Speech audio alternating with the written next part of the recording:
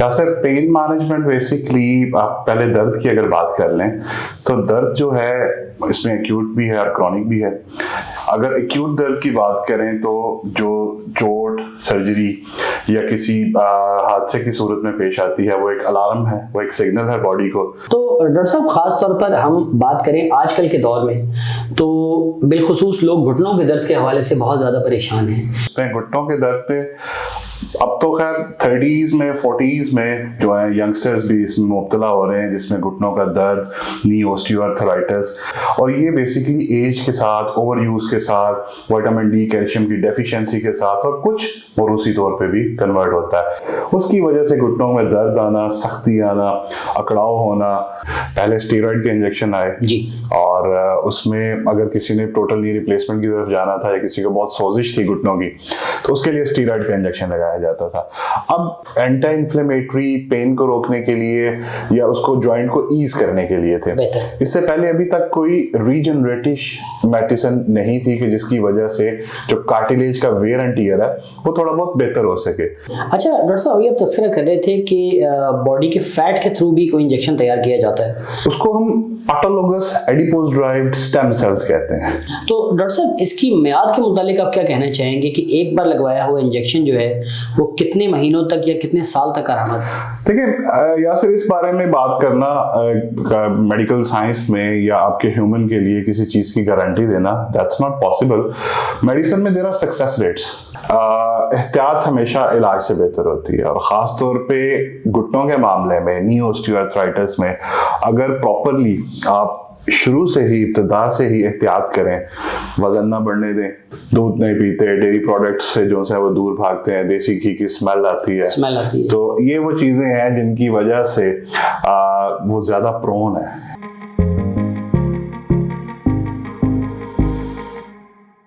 अस्सलाम वालेकुम। Channel ECC official पर प्रोग्राम है हेल्थ मैटर्स और मैं हूं यासिर अब्बास।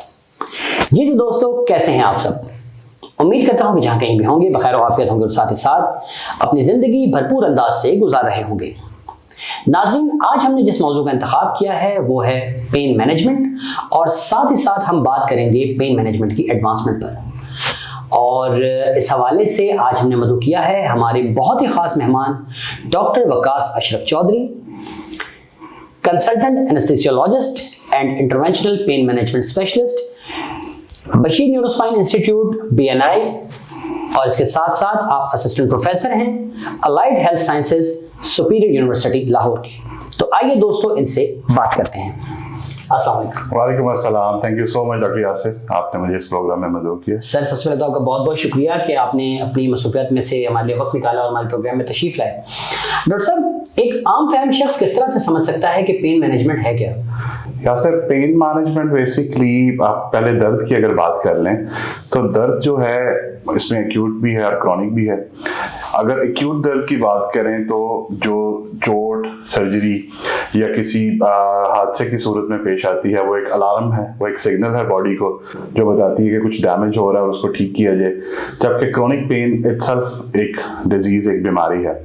तो इसको मॉडर्न साइंसेस के मुताबिक पेन का ना सिर्फ तदारक करना, उसका इलाज करना, बल्कि आपके मरीज को रोजमर्रा जिंदगी के कामों में वापस ला के उसको एक फाल शहरी बनाना, ये पेन मैनेजमेंट के अंदर आता है। ठीक, तो डॉक्टर साहब, खास तौर पर हम बात करें आजकल के दौर में तो बिलखुसूस लोग घुटनों के दर्द के हवाले से बहुत ज़्यादा परेशान हैं। तो घुटनों के दर्द के हवाले से अगर उसके पेन को मैनेज करना हो तो क्या क्या तरीक़ेकार इख्तियार किए जाते हैं? ये एक बहुत इंपॉर्टेंट क्वेश्चन है यासिर। इसमें घुटनों के दर्द पे अब तो खैर 30s में 40s में जो है यंगस्टर्स भी इसमें मुब्तला हो रहे हैं, जिसमें घुटनों का दर्द, नी ऑस्टियोआर्थराइटिस या रोमाटॉइड आर्थराइटिस की वजह से घुटनों की जो सी झिल्ली है उसका घिस जाना, वो अमूमन इसमें आते हैं। इसमें सबसे ज़्यादा इम्पोर्टेंट चीज़ ये है कि मरीज़ ये सोचना शुरू हो जाता है कि क्या वो दोबारा से प्रॉपर चलने के काबिल होगा या वो कोई मफलूज तो नहीं हो जाएगा इसमें। तो इसके लिए बहुत सारी नई एडवांसमेंट्स हैं। अगर इसके हम स्टेजिंग की बात करें तो जो घुटनों का प्राइमरी नी ऑस्टियोआर्थराइटिस है, जो वियर एंड टियर की वजह से होता है, basically it's an overuse of the knee joint, जी। और प्लस इसको हम एजिंग आर्थराइटिस भी कहते हैं। ये एक डिजेनरेटिव डिसऑर्डर है और ये बेसिकली एज के साथ, ओवर यूज के साथ, विटामिन डी कैल्शियम की डेफिशिएंसी के साथ और कुछ मोरूसी तौर पे भी कन्वर्ट होता है। उसकी वजह से घुटनों में दर्द आना, सख्ती आना, अकड़ाव होना, आपको सीढ़ियां चढ़ते हुए, उतरते हुए, नीचे बैठते हुए दुश्वारी पेश आना, नमाज पे तशद्दुद पे बैठते हुए आपको प्रॉब्लम पेश आना, ये नी ऑस्टियोआर्थराइटिस की वो अलामत हैं जो जाहिर होना शुरू हो जाती हैं। और इसका हम डिफरेंट तरीका से इलाज करते हैं।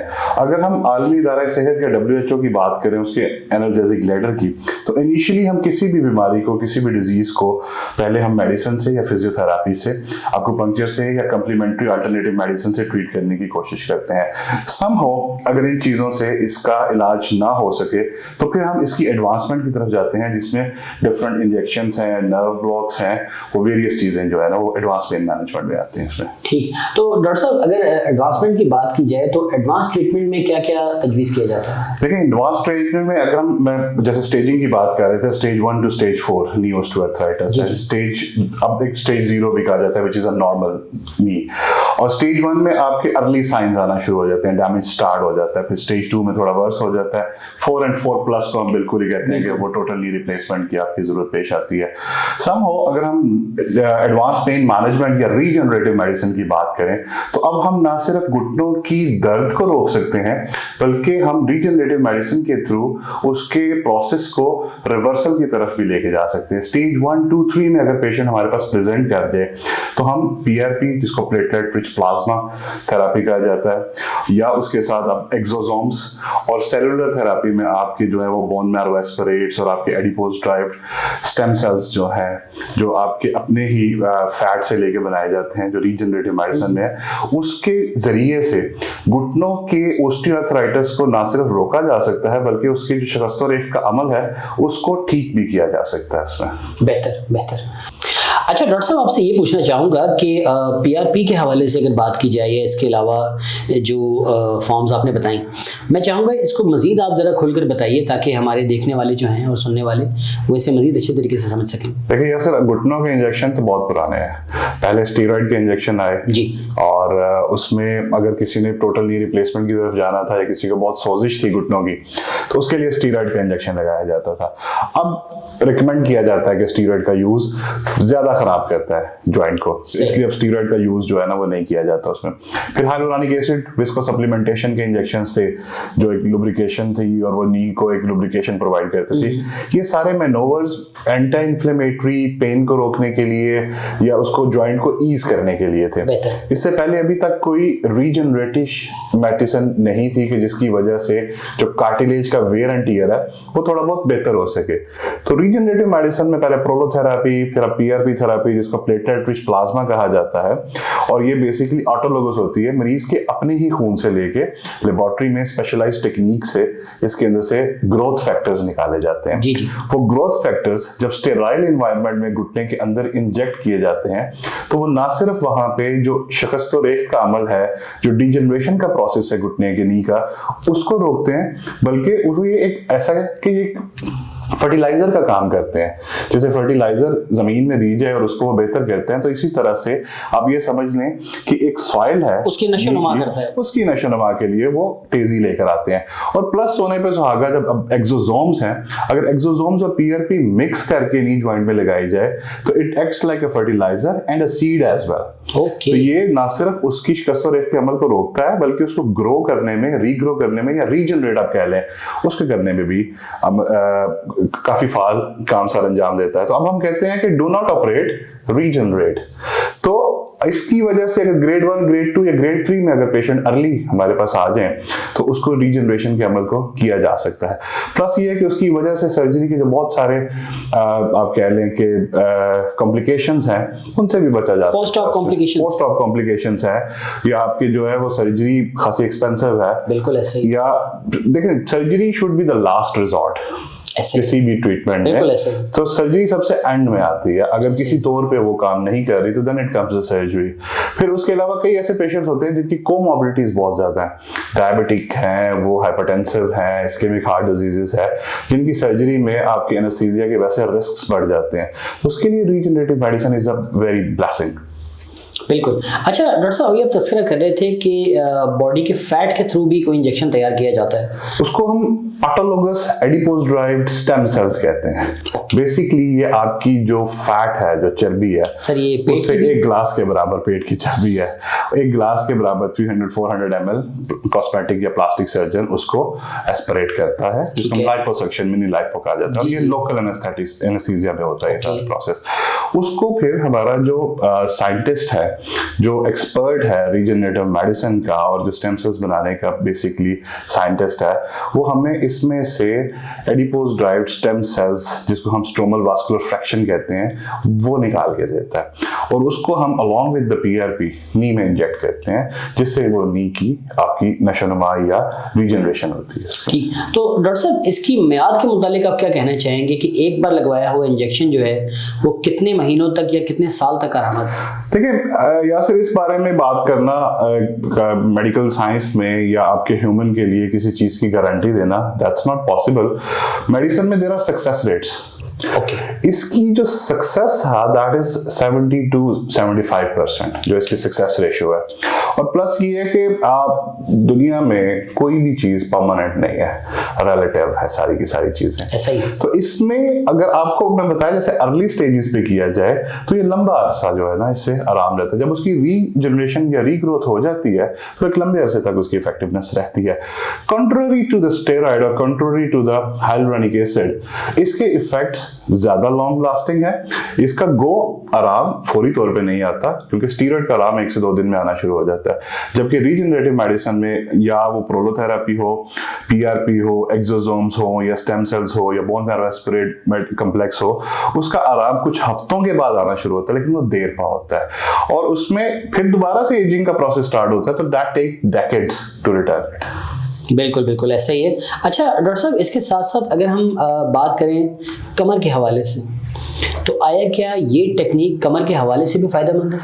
बिल्कुल, इसमें देखना ये पड़ेगा कि कमर की किस प्रॉब्लम के लिए ये ट्रीटमेंट करवाया जाए। ठीक है, अगर तो फेसिड जॉइंट आर्थरोसिस है, अगर सैक्रोइलिक जॉइंट का आर्थराइटिस है, अगर एवास्कुलर नेक्रोसिस है हिप जॉइंट का, तो उस पे तो ये अच्छा काम करेगा।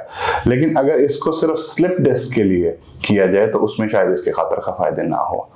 तो अगर तो जो डीजनरेटिव आर्थराइटिस है, जो मस्कुलोस्केलेटल डिसऑर्डर्स में, उसके लिए ये इफेक्टिवनेस इसकी है। लेकिन इसमें देखना ही होता है, इसमें choice of patient is very important. Early stages का हो, पेशेंट वेल काउंसल्ड हो, और वो बेसिकली क्योंकि इसके लिए जो रीजनरेटिव मेडिसिन है, इसके लिए हर किस्म की स्टीरॉइड और एंटी इंफ्लेमेटरी मेडिसिन पहले बंद करनी पड़ती है। क्योंकि अगर आपने एक तरफ रीजनरेशन करवानी है और दूसरी तरफ आप एंटी इंफ्लेमेटरी मेडिकेशन दे रहे हैं तो ये कंट्रोडिक्ट करते हैं। तो इस तरह से जो पेशेंट को पहले से वेल काउंसल करके वेल प्रिपेयर किया जाता है और उसके पहले 1 या 2 सेशन पीआरपी के किए जाते हैं, फिर उसके बाद फाइनली एक्सोसोम्स का या स्टेम सेल्स का सेशन किया जाता है। और उसकी हर किस्म की जो एंटी इंफ्लेमेटरी मेडिकेशन है और खासतौर पर स्टीरॉइड्स, उसको अवॉइड करना पड़ता है। फिर उसके साथ लाइट सी एक्सरसाइज स्टार्ट करनी पड़ती है, वाटर इनटेक अच्छा रखना पड़ता है, प्रोटीन डाइट लेनी पड़ती है, उसके साथ मल्टीविटामिन, सो दैट कि आपकी जो कार्टिलेज की रीजनरेशन का प्रोसेस है वो अच्छा से हो सके उसमें। ठीक, तो डॉक्टर साहब क्या इसके हवाले से ये कहा जा सकता है कि जितना जल्द इसको डायग्नोस कर लिया जाए और ट्रीट कर लिया जाए तो उतना ही बेहतर?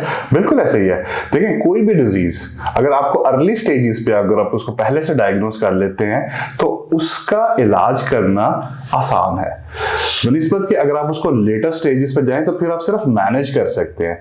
लाइक अगर नी की बात करें तो स्टेज 4+ पे अगर पेशेंट आपके पास आता है तो इधर यू हैव ऑप्शन कि आप उसकी जेनिकुलर नर्व ब्लॉक्स करें या आप उसको टोटल नी रिप्लेसमेंट के लिए रेफर करें। और इवन अगर टोटल नी रिप्लेसमेंट हो गई है तो फिर भी देयर आर चांसेस कि patient is still in pen, तो फिर भी जेनिकुलर नर्व ब्लॉक उसकी की जाती है, विच इज अल्ट्रासाउंड गाइडेड या एक्सरे गाइडेड उनको ब्लॉक किया जाता है। वी हैव मेनी पेशेंट्स जिनकी टोटल नी रिप्लेसमेंट भी हो चुकी है और उसके बाद भी वो पेन के साथ आते हैं तो फिर जेनिकुलर नर्व ब्लॉक है, बहुत अच्छे रिजल्ट्स मिलते हैं और वो टोटल नी रिप्लेसमेंट के रिजल्ट्स को ऐड ऑन कर देती है उस पर। तो ये इस तरह से है। इसमें चॉइस ऑफ पेशेंट और तशखीस की जहां पे बात की गई है, पेन मैनेजमेंट में और रीजनरेटिव मेडिसिन में और इवन बाकी मेडिसिन में भी तशखीस या diagnosis is the key to success. अगर आपका डायग्नोसिस ठीक नहीं है तो फिर आपका जो है ना वो ट्रीटमेंट भी ठीक नहीं होगा। अगर आपने पेन के पेशेंट को डायग्नोस किया है और अर्ली डायग्नोस किया है तो उसकी आउटकम्स बेहतर हो जाती हैं उसमें। ठीक, डॉक्टर साहब यहीं से गुफ्तगू का दोबारा आगाज करते हैं। नाज़रीन यहाँ पर लेते हैं एक छोटा सा वक्फा, तो कहीं मत जाइएगा, हमारे साथ रहिएगा।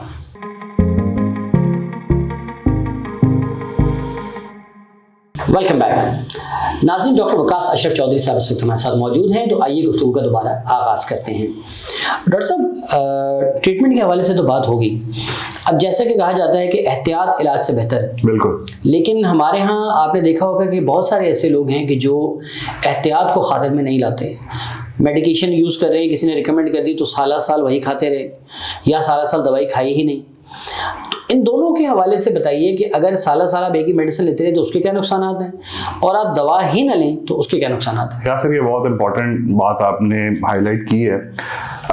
एहतियात हमेशा इलाज से बेहतर होती है, और ख़ास तौर पे घुटनों के मामले में, नी ऑस्टियोआर्थराइटिस में, अगर प्रॉपरली आप शुरू से ही, इब्तिदा से ही एहतियात करें, वज़न ना बढ़ने दें, आप जो है वो जंक फूड का इस्तेमाल कम से कम करें, डेयरी प्रोडक्ट्स को अपनी खुराक का हिस्सा बनाएं, आप फ्रेश वेजिटेबल्स को अपनी खुराक का हिस्सा बनाएं, आप जो जेनेटिक मॉडिफाइड ऑर्गेनिजम्स मिल रहे हैं बाजार में खाने के लिए उसको थोड़ा अवॉइड करें, आपकी जो कोला हैं, जो आपकी जो फिजी ड्रिंक्स हैं और जिसको सोडा कहते हैं उसको अवॉइड किया जाए, बेकरी प्रोडक्ट्स को या चीनी का इस्तेमाल कम से कम किया जाए, और एक लाइट सी एक्सरसाइज को अपनी रोज़मर्रा की ज़िंदगी का एक हिस्सा बनाया जाए तो आप बड़ी हद तक इससे बचा जा सकता है। जैसा कि मैंने पहले भी कहा कि ये एजिंग आर्थराइटिस है, लेकिन अगर आपका जैसे ये चीज़ें लेने से आपका कैल्शियम और विटामिन डी लेवल्स आपके ठीक रहते हैं, आप जो है वो ज़्यादा एक्सर्ट नहीं करते और अपने जॉइंट को और अपने मसल्स को थकाते नहीं है ज़्यादा, आप उसकी प्रॉपर केयर करते हैं, आपके जो शूज़ हैं उनकी प्रॉपर आप ठीक पहन रहे हैं, आपके चलने का स्टाइल ठीक है, आपका पोस्चर ठीक है, आप घंटों घंटों टीवी पे और मोबाइल पे अपना टाइम नहीं ज़ाया कर रहे हो, आप पोस्चर ठीक से ले रहे हैं, तो बहुत हद तक बचा जा सकता है। फिर सिर्फ रह जाता है रिस्क फैक्टर जो मरूसी है, जो जेनेटिकली है, उसको जो प्री डिस्पोजिंग फैक्टर है उसको तो हम मॉडिफाई नहीं कर सकते, बट जो मॉडिफाइबल रिस्क फैक्टर्स हैं उनको करने से हम खतर का हद तक जो है वो इसको कंट्रोल कर सकते हैं। तो वो बीमारी जो आपकी 40s में 50s में स्टार्ट हो रही है वो फिर 70s में जाकर स्टार्ट होती है। ठीक, यानी उसके जो असरात हैं वो किसी हद तक रुक जाएंगे। बिल्कुल ऐसे। ठीक। अच्छा डॉक्टर साहब, खास तौर पर यहाँ अगर हम बात करें हमारी जेंजीज की,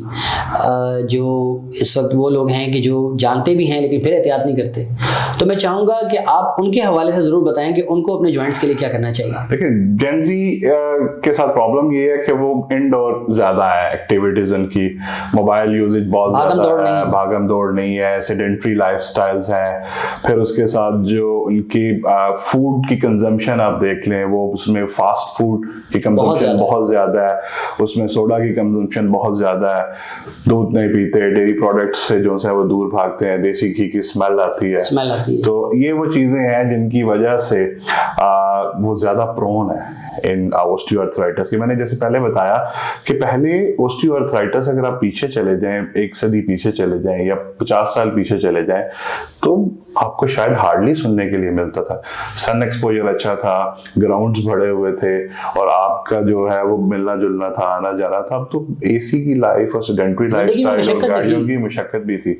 तो मेरी उनसे यही गुजारिश है और एडवाइस है कि वो अपनी स्पोर्ट्स को अपनी जिंदगी का हिस्सा बनाएं और आप डेली तकरीबन घंटा से 2 घंटे जो है ना वो अपनी फिजिकल एक्टिविटी के लिए निकालें, बजाय कि वो मोबाइल पे गेमें खेलने के, वो थोड़ा सा स्पोर्ट्स में जो है ना जाए। अब जैसा कि इवन अब देखें यहाँ पे बहुत सारे स्पोर्ट्स कॉम्प्लेक्सेस बनना शुरू हो गए हैं, वो इसीलिए है ताकि अब जो है लोग निकलें उन पे। पहले जब हम लोग छोटे थे या स्कूलों में थे तो हमें याद है कि क्रिकेट खेलने के लिए सारा सारा दिन ग्राउंड्स में, संडे को पूरे पूरे मैदान आबाद होते थे, और इवन आपकी डेली की रूटीन में भी असर से मगरिब तक जो है वो बच्चे बाहर खेल रहे होते थे, मुख्तलिफ जो भी उस इलाके के वो रवायती खेल थे उनके साथ। तो अब वो चीजें थोड़ी कम है उसमें। जी ऐसा ही है, सही है। और अच्छा डॉक्टर साहब, ख़ास तौर पर अगर जैसे अभी बात जेंजिस के हवाले से ही हो रही थी, तो आप अपने क्लिनिकल प्रैक्टिस में क्या देखते हैं कि क्या पहले, अगर आज से 10 साल पहले कोई 50 साल का बंदा इस चीज़ से मुतासर होकर आता था तो आया, क्या अब है ऐसा कि 30 और 25 साल के बंदे भी आ रहे हैं? यासिर, मुझे ऑलमोस्ट अल्हम्दुलिल्लाह 15 ईयर्स हो गए हैं पेन की प्रैक्टिस करते हुए, और आज से 10 साल पहले जो प्रेजेंटेशन थी मेरे पास पेन के हवाले से, एज ग्रुप की वो दैट वाज 55 प्लस की प्रेजेंटेशन थी। बट इन 10 सालों में मेरे पास 14 इयर्स तक 14 साल के बच्चे भी जोड़ों के दर्द के साथ प्रेजेंट हो रहे हैं, अदर देन रोमैटिक डिसऑर्डर्स, जिसमें स्कूल बैग्स की वजह से पेन है कमर में, और मैल न्यूट्रिशन की वजह से है, फिर उसके बाद ग्रोथ के इश्यूज हैं, फिर उसके बाद बैड पोस्चर के इश्यूज हैं, आई साइड वीक है, हेडेक की बहुत प्रेजेंटेशंस हैं, घुटनों की दर्द की प्रेजेंटेशंस अभी से स्टार्ट हो गई हैं। तो that is an alarming situation उसमें।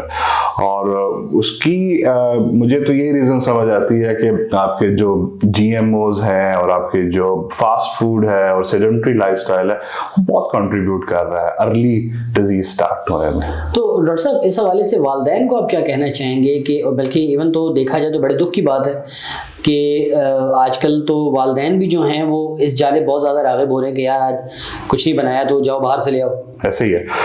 देखिए, हमारी अनफॉर्चुनेटली लाइफ जो है बहुत फास्ट पेस्ड है। जी। अगर कपल कमा रहा है, दोनों जो है माँ और बाप दोनों जॉब कर रहे हैं, जी, तो दे हार्डली गेट्स टाइम कि वो प्रॉपरली उनको उस तरह से फूड कुक करके दें और उसमें दें।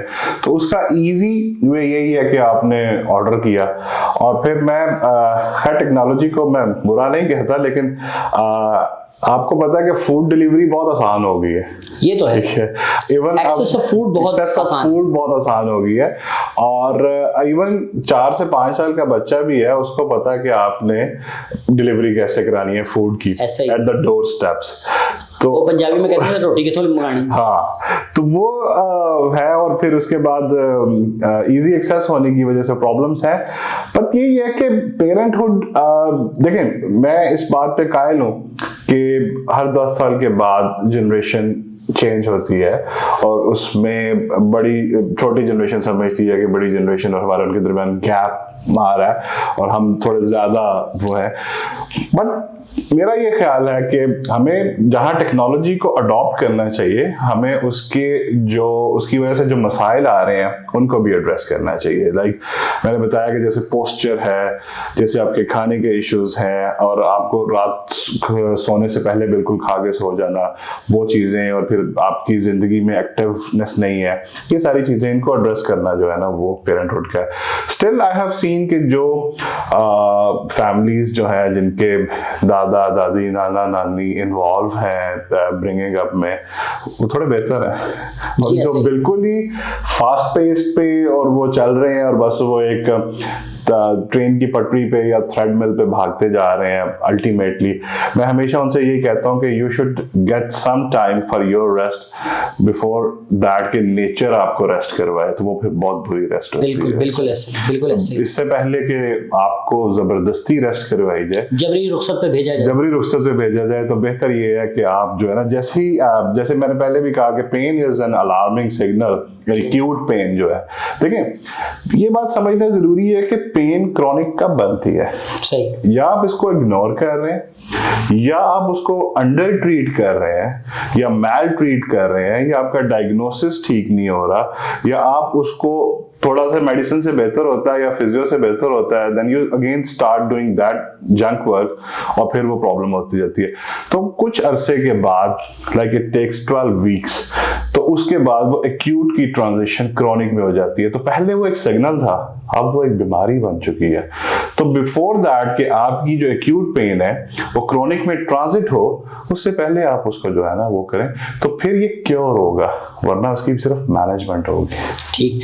और यकीनन सर, जो कि हमारा आज का टॉपिक भी है पेन मैनेजमेंट के हवाले से, तो यकीनन इस हवाले से जो है हमारे जितने नाज़रीन हैं उन्हें इस बात को समझना चाहिए कि अपने पेन के हवाले से कभी भी इस बात को हल्का ना लें और इसको नज़रअंदाज ना करें, ताकि बर वक्त अगर आपका इलाज होगा तो बर वक्त इलाज के ज़रिए आप बर वक्त बेहतर भी हो जाएंगे।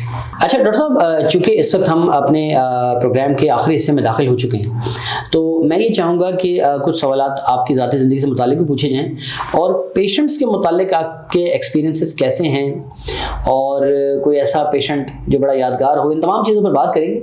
लेकिन फर्दन अगर मैं पूछना चाहूँ तो डॉक्टर साहब ये बताइए कि इसी शोबे का इंतखाब क्यों किया? मैं शायद पहले भी इस बात का तज़किरा कर चुका हूँ कि मैं जब अपने फाइनल ईयर में था तो मैंने शौकत खानम हॉस्पिटल में इंटर्नशिप के लिए अप्लाई किया सर्जरी में। तो सर्जरी में स्पॉट खाली नहीं था, तो मैंने उनसे कहा रेडियोलॉजी में कर दें, रेडियोलॉजी में भी नहीं था। तो there was only one spot left, वो था एनेस्थीसिया में। और मैंने बड़े बददिली से उनसे कहा कि ठीक है आप एनेस्थीसिया में कर दें। एंड द मेंटोर सेड कि आप एनेस्थीसिया ज्वाइन करो और 2 हफ्ते के बाद स्पॉट खाली हो जाएगा तो हम आपको ट्रांसफ़र कर देंगे उस पर। मैंने जब एनेस्थीसिया ज्वाइन किया वहाँ पे, तो मेरी पहले दिन ही जो है वो रोटेशन लगी उनके कैंसर पेन क्लिनिक में। और मैंने देखा कि वहाँ पे लोग दर्द से कराते हुए आ रहे हैं और डॉक्टर साहब एक नर्व ब्लॉक करते हैं और वो पेशेंट उनको दवाएं देते जाते हैं और कहते हैं जी बड़े, कुछ कह रहा है 5 सालों के बाद हमें दर्द में आराम आया, कुछ कह रहा है कि आज हम सुकून से सोएंगे। मेरे लिए बड़ा एक टर्निंग पॉइंट था वो। मुझे वहाँ से इसमें पेन में इंटरेस्ट पैदा होना शुरू हुआ।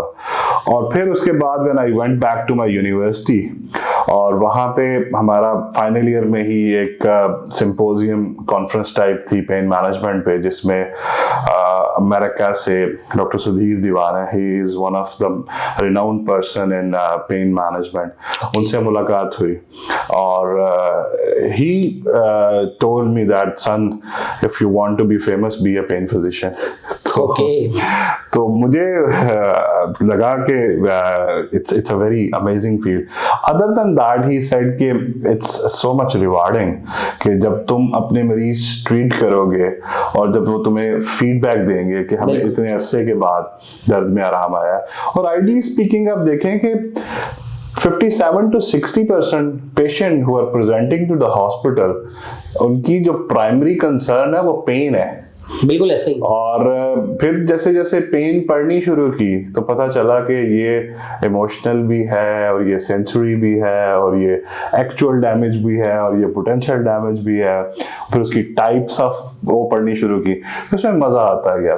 फिर उसके बाद अब जब प्रैक्टिस पे बैठता हूँ तो पेशेंट आके जब अपनी हिस्ट्री बता रहा होता है तो हमारा ये काम होता है कि उसको डायग्नोज करना और उसके अकॉर्डिंगली उसको बताना कि विच टाइप ऑफ पेन ही और शी इज सफरिंग और उसके ये ट्रीटमेंट मोडालिटीज हो सकती हैं उसमें। ठीक। अच्छा डॉक्टर साहब, यकीनन जिसे कहते हैं कि इंसान की ज़िंदगी में और ख़ास तौर पर जब उसकी कामयाबी के हवाले से बात की जाए तो असातिज़ा का बहुत बड़ा रोल है। ऐसे ही। तो डॉक्टर साहब, कोई ऐसे आपके टीचर के जिनका आज आप नाम लेकर शुक्रिया अदा करना चाहें? यार मैं अल्लाह उनको करवट जन्नत नसीब करे। मेरे डॉक्टर एहसान मरहूम साहब, जो शौकत खाना में पहले दिन मेरे साथ थे। अच्छा। बेसिकली मुझे पेन मेडिसिन में लेके आने वाले वो हैं। और उसके बाद उनकी मैं कहने पे ही मैंने यूरोपियन बोर्ड के एग्ज़ाम दिए, फिर then I went to England for my post graduation और फिर मैं वापस आया and then he saw me as a pain physician growing and he was very happy. और देन अल्टीमेटली वो अल्लाह की रज़ा से उनकी विसाल हो गया। And then he connected me to one of my beloved teacher doctor Shahzad Anwar, and he is one of the pioneers of pain medicine in Pakistan. उनके साथ बड़ा अच्छा जो है वो still I'm learning from him और it's a mutual। और फिर हम दोनों मिलके पेन के और regenerative medicine के courses भी करवा रहे हैं through Superior University, through Rifa University और Islamic International। और फिर हम सब के जितने भी पाकिस्तान में जो पेन स्पेशलिस्ट हैं उन सब के जो दादा हैं, he is retired brigadier Salim साहब। He basically started a pain clinic in 1971 in Pakistan। और वो बाबा पेन है, गुरु है हमारे पेन के, हम सबको उन्होंने सिखाया। फिर इसी तरह से आगे कड़ी से कड़ी जुड़ती गई और आगे डिफरेंट नाम अटैच होते गए। इसी तरह से डॉक्टर जमील साबित हैं हमारे, वो भी ही is one of the pioneers of pain management. तो अल्हम्दुलिल्लाह उनके लगाए हुए पौधे आगे हम और जो उन्होंने हमें सिखाया अब हम आगे सिखा रहे हैं। माशाल्लाह, ये बहुत अच्छी बात है। अच्छा डॉक्टर साहब, कोई क्लिनिकल प्रैक्टिस में कोई ऐसा पेशेंट के जो याद रह गया हो? यार ये गालिबन 2017 की एक बात है। अच्छा। A patient came to me on the ambulance. Okay. और स्ट्रेचर पे थी and she was like 70 years of age. और उनके घुटनों में बहुत शदीद दर्द था और कमर में भी बहुत शदीद दर्द था। She was crying. वो गालिबन शायद हाफिजाबाद से या इस साइड से कहीं पे आई थी। सही। और उसके बाद I managed to convince her for a nerve block back के लिए और for a genicular nerve block both knees। और ये वो जमाना था जब पाकिस्तान में पेन मैनेजमेंट की ऐसा जितनी अवेयरनेस नहीं थी और लोग डरते थे टीकों से और मिथ्स थी बहुत सारी। जी जी। हम अपने पिछले प्रोग्राम से बात कर चुके हैं मिथबस्टर्स में। तो somehow she was agreed। उन्होंने कहा पुत्र मेरी दर्द दा इलाज कर दे। ਜਾਂਦੀ नहीं पई ते वो कहंदी कि दर्द मैनू जे मार नहीं ना रही ते जीन भी नहीं दे रही। That was very miserable and somehow alhamdulillah our team performed the procedures on her and usually हमारी जो है courtesy call जाती है हमारे क्लिनिक की तरफ से after 72 hours पेशेंट को और उसका वो फीडबैक लेने के लिए उसमें। जी जी। Next evening she called to the centre और मेरी रिसेप्शनिस्ट ने बताया कि उस अम्मा ने इतनी दुआएं दी और उसने कहा कि उसको बताना कि मैं 6 साल बाद बगैर दर्द के सोई हूँ। माशाल्लाह। तो वो चेहरा मुझे याद रह गया। जाहिर सी बात है, ये तो है। इस तरह के बहुत सारे हैं अल्हम्दुलिल्लाह जो आते हैं दर्द के साथ। या सिर्फ ऐसा नहीं है कि हम 100% लोगों के दर्द का इलाज कर सकते हैं, बट हमारा सक्सेस रेट अल्हम्दुलिल्लाह इट्स मोर देन 70% माशाल्लाह। और कोशिश हमारी यही होती है कि जिस हद तक हम कर सकें उस हद तक हम कर सकें। और one of the mentors who was dean of Royal College of Anesthesia in England, Professor David, he used to say कि son 40 to 60% pain management is an achievement. Do not commit more than that. वो गोरी nation है, वो Google करके पढ़ sir वो आदादो शुमार के हिसाब से नबी तुली बात करते हैं। तो हमारा अल्हम्दुलिल्लाह we have seen that all of our pain physicians they are doing well अल्हम्दुलिल्लाह माशाल्लाह। और हमारा सबका जो सक्सेस रेट है it's anywhere it's 70% माशाल्लाह। हम ये कहते हैं कि अगर दर्द 100% ठीक ना भी हो तो कम से कम इतना हो जाए कि आपकी क्वालिटी ऑफ लाइफ जो है ना वो कंप्रोमाइज ना हो। See in the example of a cancer pain patient who is dying with the cancer, तो उनका जो प्राइमरी कंसर्न होता है वो पेन होती है उसमें। बाकी तो कैंसर का इलाज चल रहा है, कीमो चल रही है, रेडियो चल रही है, सर्जरी हो रही है, बट द वन थिंग कि अगर उनको हम हाई डोजेस ऑफ मॉर्फिन दें और वो सोए रहें तो मुझे लगता है कि ये ज्यादती है कि वो जो उनकी लास्ट डेज ऑफ लाइफ है they are away from the family और they should go with an honor, pain free। तो हमारा ये एम होता है कि we do the nerve blocks, sympathetic nerve blocks for all sorts of cancer और उसमें हम मेडिकेशन कम से कम देते हैं और अल्हम्दुलिल्लाह इतना हो जाता है कि पेशेंट जो है वो ऑनर के साथ और पेन फ्री जो है वो we can not treat cancer being a pain physician but we can treat the pain of the cancer. तो अल्हम्दुलिल्लाह वो पेशेंट याद रह जाते हैं। इसी तरह से हमारे एक पेंक्रियास के कैंसर के एक पेशेंट थे, he lived for an year और वो हर महीने आते थे मेरे पास और आके मुझे कहते थे कि मेरी दर्द इतनी कम है और मैं अब अपने बेटों के साथ वॉक कर लेता हूँ, मैं खा पी रहा हूँ। माशाल्लाह। और उसकी पूरी जर्नी उन्होंने जो 1 ईयर की थी वो उन्होंने लिखी हुई थी। And after he passed away his son came to me and he handed over to me कि ये वो लिखते रहे हैं कि इस ब्लॉक के बाद मेरी इतनी पेन कम हुई। और उसके अलावा उन्होंने जो जो रिसर्च की पेंक्रियाज के हवाले से कौन सी डाइट होनी चाहिए, और वो उन्होंने स्पेसिफिकली मेरे लिए भिजवाई कि अगर मेरे बाद कोई और कैंसर का पेशेंट जो सी है उसमें, तो ये चीज़ों ने मुझे फायदा दिया। तो ये अगर आप चाहें तो आप उसके लिए वो कर सकते हैं उसमें।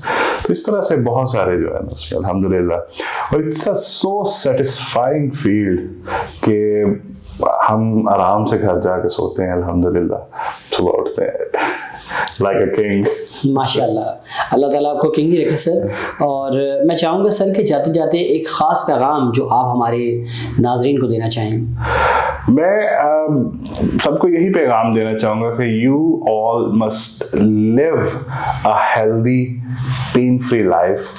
और हर वो चीज़ जिसके साइड इफ़ेक्ट नहीं है और जिससे आपकी पेन मैनेज हो सकती है और जो एविडेंस बेस्ड है which is in the guidelines of the nice UK, FDA approved है और आपकी WHO की रिकमेंडेशंस हैं, opt for that, do not follow the myths।